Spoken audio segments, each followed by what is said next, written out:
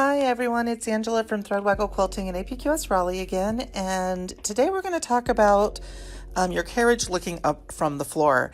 And I've plugged my machine in now, so we're going to talk a little bit about the wiring harness real quick because we haven't talked about that at all.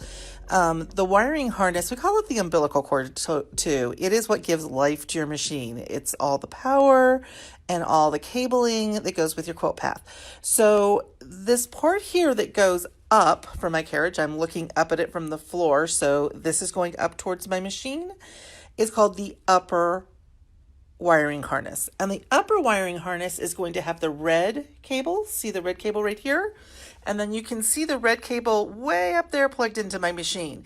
And you may notice some little putty colored or beige colored tubes that are on that wire. Those little tubes displace static. So the entire reason that those are on there is to stop static from going up into your machine. So, and it's really important on that red cable because that's what talks to the machine. So upper wiring harness is just the top part of the cable. It goes from this place where everything's joined together upward.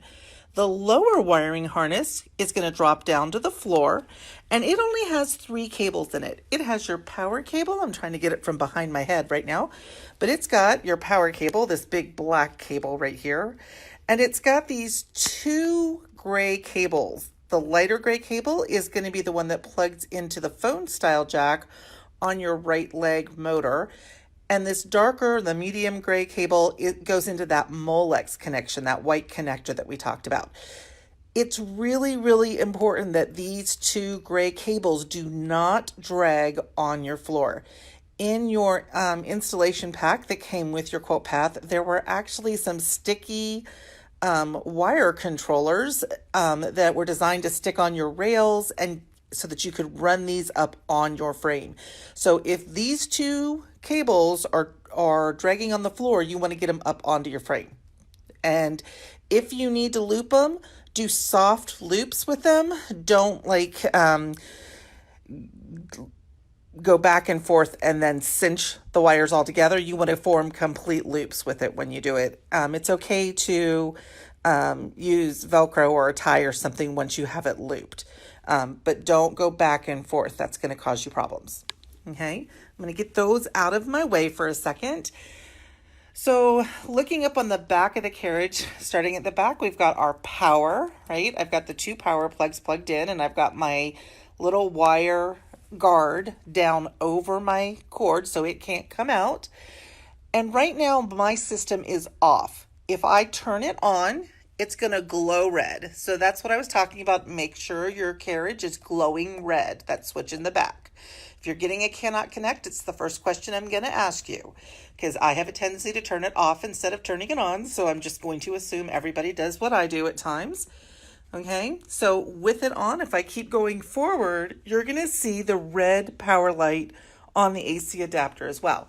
Your power light on your AC adapter could be on any side. It won't be glued to the top, but it could be on any of the, any of the sides. And it could be, red, green, or amber, any of the 3 colors. So you just want to make sure there's a light on it. As long as there's power going to that, there will be power going to this. And you're going to notice that there's no lights on here. That would be true of both the black box and the silver box. When it's not working, there are no lights on it. We can make the black box show us an indicator light by unplugging our USB cable. The black box will have I want to say it's over here, something that looks like a battery cover, and there's a hole drilled into it.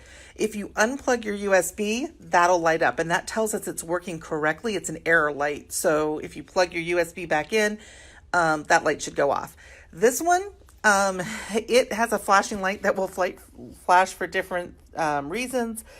It'll actually flash when it knows that the program is up. So it's a little bit harder. We need to be talking to you on the phone to be able to diagnose that.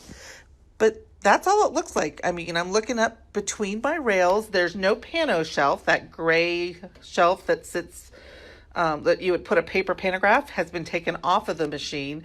So as long as there's no paint on the shelf, I can reach all the way up inside my carriage, which means that if I have to do something up in there, I don't have to take it off the frame. Okay. So today all I wanted to do was show you the inside of your carriage and kind of talk about your wiring harness a little bit. I hope you guys are having a great day. I'm hoping to be on the machine and be talking to you about QuiltPath a little bit and a little bit less about the hardware part of what we're doing starting tomorrow. You guys have a great day, and I'll talk to you soon.